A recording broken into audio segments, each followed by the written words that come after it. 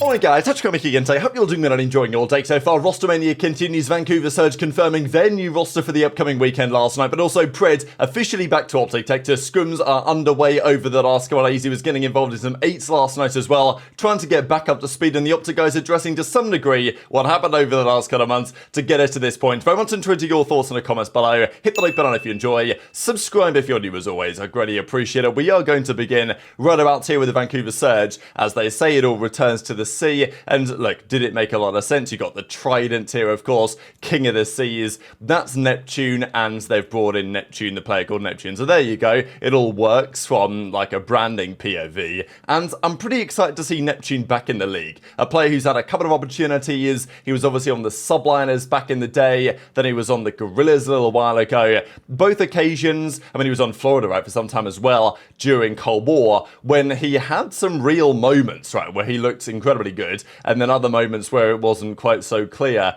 Halo Kids kind of thing. People were talking about him early Cold War, coming in potentially doing some damage. That's what he did, and he proved to be a pretty promising player. He's had a couple of stints in the league, but a couple of them haven't really gone to plan. Maybe this time is going to be different.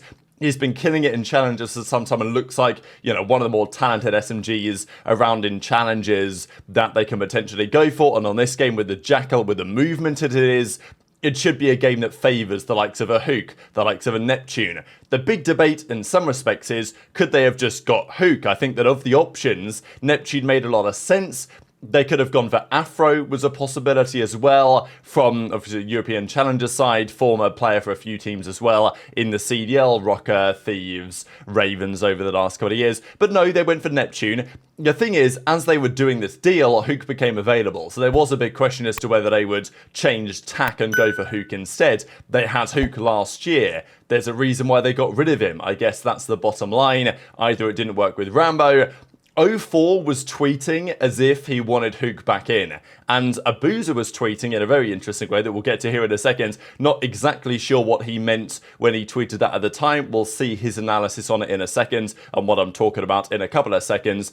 But Neptune, an option they've not gone for before. A player, you know, also very talented, but Hook is Hook, and people are going to say, oh, well, Neptune is just Hook, but, you know, not quite as good. But, you know, every player is slightly different in some capacity, and clearly Surge didn't want to go down the Hook route again. I guess they got rid of him for a reason. Maybe there's an argument that Rambo didn't want to admit a mistake. I don't know if you guys feel that way, or whether Hook would have, like, denied the spot and, you know, rejected the offer, basically. That seems kind of doubtful to me.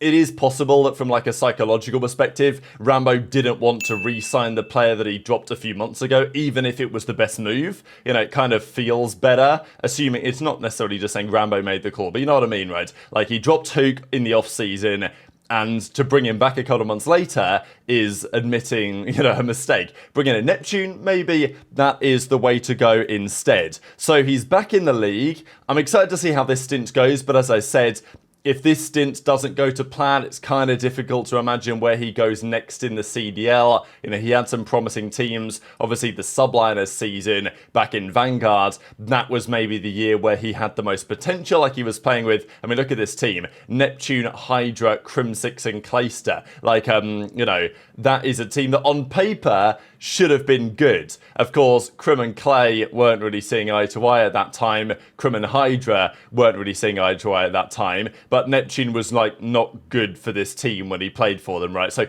I think that was the problem in some respects, that on paper it's like, wow, that should have been Neptune's squad to deliver success. Didn't happen, but the entire team was a mess. It wasn't just Neptune's fault. They brought in royalty. That didn't exactly go to plan either. I thought it was nice to see, because of course Neptune played for Omid, and Rafi and those guys have been supporting challenges very well for the last couple of years. It's difficult, isn't it, in challenges to actually make any bread? And I think that this is one of the ways where some teams can make it work. You know, they sign a player knowing, assuming that they do sign them and there's contracts and stuff, and it's not necessarily always the case. But then that, you know, teams come along and they say, okay, we need a buyout for this guy or whatever, and that's not always how it is, but it can be a way for challengers teams to make some money. But often it adds some degree of complication, because the player will then, you know, hypothetically want to leave to the pro team, and then, you know, they feel like they don't want to be restricted in whatever way, you know, and I'm sure these are all sorts of issues that challengers organizations have to deal with. The big drama, though, was this. So Ronnie the other day, 7th of February, said, Vancouver Vancouver Surge are signing Neptune. After his impressive start to the season, the team decided last night between Neptune, Afro and Hook. Now, aBeZy says, what the F are you saying, brother? So I was like, oh my god, like, is my goat Roddy washed? Like, has he got it wrong? Is it not going to be Neptune? Because you read aBeZy's tweets, the implication is that he's saying this is all BS. What are you talking about, Ronnie? Turns out, that's exactly what happens. Ronnie got it nailed on. Neptune joined the team just a few days later. So, he's got it right again. The aBeZy seem to be annoyed about this part, this like final 3 section, but I don't know why aBeZy's so angry. Like, that's what I don't understand, to be honest. So, of course, Ronnie, having got this right, says, let's keep it cool. So, CR7 gif and all this. Like, I've nailed it again. And people are like, all right, aBeZy, what were you yapping about? Why were you saying, what the F, brother? We're not signing Neptune. That was at least what it seemed to be. But no, aBeZy said this. Where did I say we are not going to get Nep? I mean, he didn't say that, but it's like, I mean, are we serious here? Like, pretty obvious implication. If you're a pro player on the team that is being tweeted about, and you're saying, don't know what you're talking about, mate, very much implies all of this is wrong. What he actually says that he meant was that only the bit about Afro was wrong. I tweet that because he just said some random names just to make a tweet to get some likes. Sorry, but it's just cringe. So he says random names and all this. So I think the point that aBeZy mentions was that the list was wrong and give hope to Afro when he was not even in the discussion. It's just brain dead, but you guys don't understand anything. So this confuses me a little bit, right? So basically aBeZy saying that this tweet was wrong because Afro was not in their conversations. And okay, fair enough. Like, maybe Ronnie got that bit wrong. But, like, it's not the crux of the matter, is it really? Like, the crux of the matter is that they were considering Hook, because of course you have to, I imagine. They were considering Neptune, and they're signing Neptune, right? Ronnie says they're signing Neptune. So I don't really understand this idea of, oh, well, it gave hope to Afro. Well, it's like, no. Ronnie literally said that they rejected Afro and are signing Neptune instead. So I don't understand how this tweet would possibly give hope to Afro when it, I mean, like, literally shuts down any of those ideas. I don't know what you guys think about that in the comments below. But, yeah, I'm just a bit confused, frankly.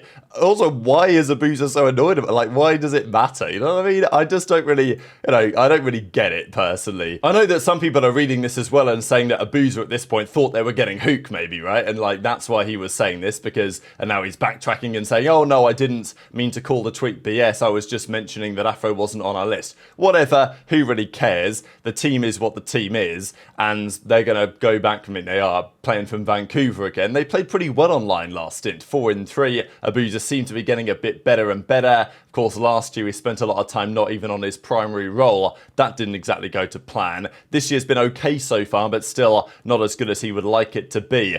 Scump as well was talking about Hook and saying pretty surprised nobody's gone and got him yet. As he says, I think they will. But OpTic were pretty lucky in some respects that Hook was even available when the whole Pred thing happens.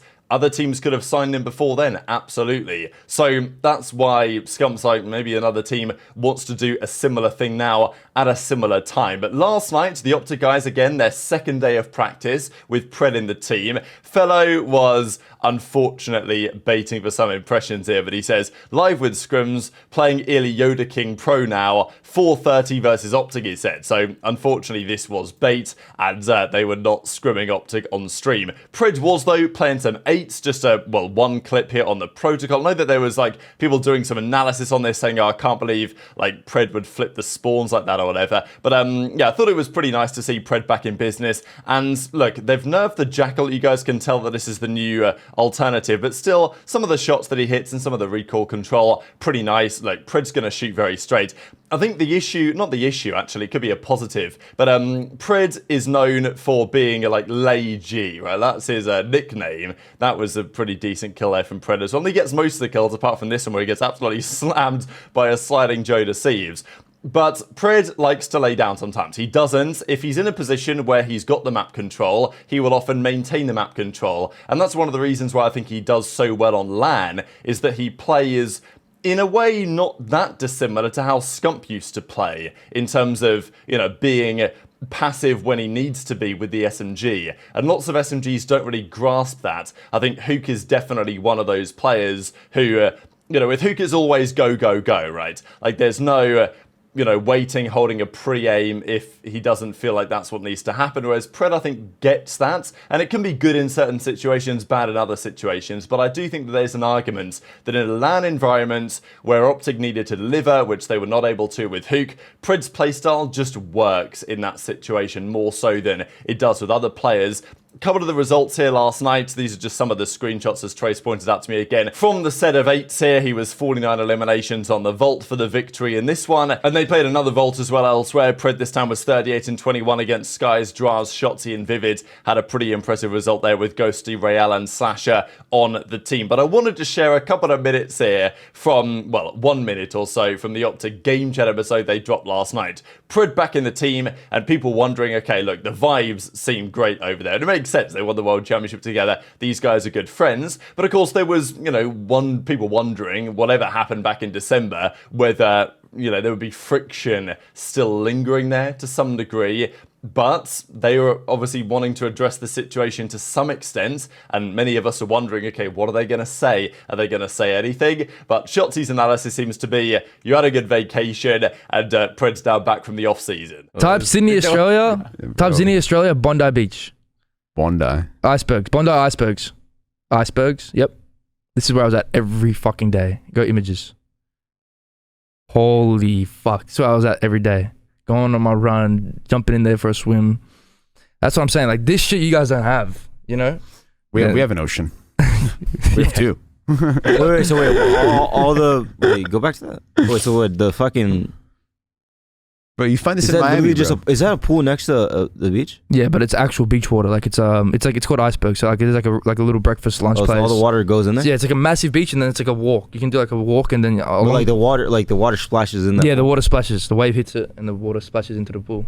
Really? Yeah. What if a fucking has a fish ever got in there? Maybe, bro. Wait, yeah. In Australia, we don't care about that shit. We just grab it, throw it back out. What if it's a great white? Yeah, what if it's a shark? Great white, chalked, brother. That's his fucking pool. Get out the fucking pool. Yeah, that's his shit, bro. You got it, bro. Oh my god, man. So what were you doing like what were you even doing in like your whole off season?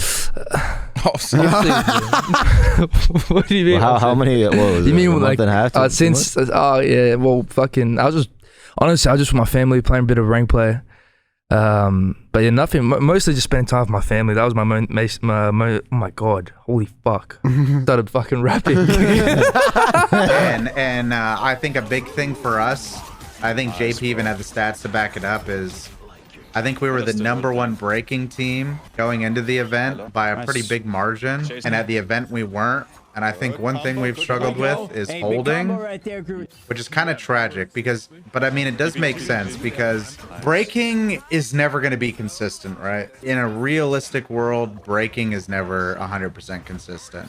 You can be good at it, but you don't ever want to fall back on that. You should never go into a scenario and be like, all right, we're good, we can break it. On average, we break so much, we should be just fucking slamming on our holds after that. And I think that's one thing we've definitely struggled with. I think a big issue we had was comms that weekend. That's one thing we talked about as a team. Everybody needs to be calm and better. Pred was also talking elsewhere in the episode about his comms, the fact that he's not communicated in a pro setting for 6 weeks to 2 months, and therefore it felt very strange for him to get back into scrims and get the comms back up to scratch. This was an issue that Karma says was a major problem for them at Major 1. He reckons that was their biggest issue, hands down, was their poor communication. And he says it's the main things we discussed as a team. Of course, Karma also mentioned this. We discussed it yesterday, really, the clip on that. But he said that the team took a little bit longer, maybe than he would have liked to get up to speed last year. And he needs to make sure that that's not the case this year as well. Like last year, you look at their results,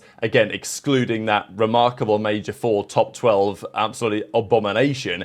They were 3rd, 2nd, 1st, and then 1st at the World Championship. So OpTic were good last year, then they were very good, then they were the best team in the game. And, you know, that obviously went to plan as far as OpTic are concerned, but there was a feeling from OpTic maybe that they didn't get to where they wanted to be quick enough. They had plenty of problems and team stuff they needed to work through. One would imagine that their second year teaming as a roster, with Pred now back in, it should take far less time, right? Like, the idea of getting up to speed, getting the comms where they need to be, getting on the same page, surely it should take less time than it did last year. But equally, it's a new game, new maps, new settings. Like, it may not be so easy, but I think that's what Karma and the team are going to be focusing on because, you know, this weekend they play FaZe, and that is a big game, and it's in a very important game, and it's one of these matchups that you look at and think, you know, wow, this could be kind of telling one way or the other. It's one of those series where OpTic and FaZe, well, FaZe sometimes find a way to lose these series, OpTic may find a way to win it. But equally, Pred's just come back in. From like a search and destroy perspective, can OpTic be that confident really in that game mode? Like, are they going to Neslo FaZe? Seems pretty unlikely, right? But that's the matchup for this weekend. I will just share this before we close out the video as well, because tomorrow we're going to probably discuss the Friday games in some depth, but these are the games for the rest of the weekends. FaZe play OpTic on the Saturday, and then OpTic play Rocker on the Sunday, final game of the weekend. So that's OpTic's first weekend back. That's Pred first weekend back since literally the very first weekend of the season. Very much interested to your thoughts in the comments. Hit the like button if you enjoyed. Subscribe if you're new. Take care, and I'll see you next time.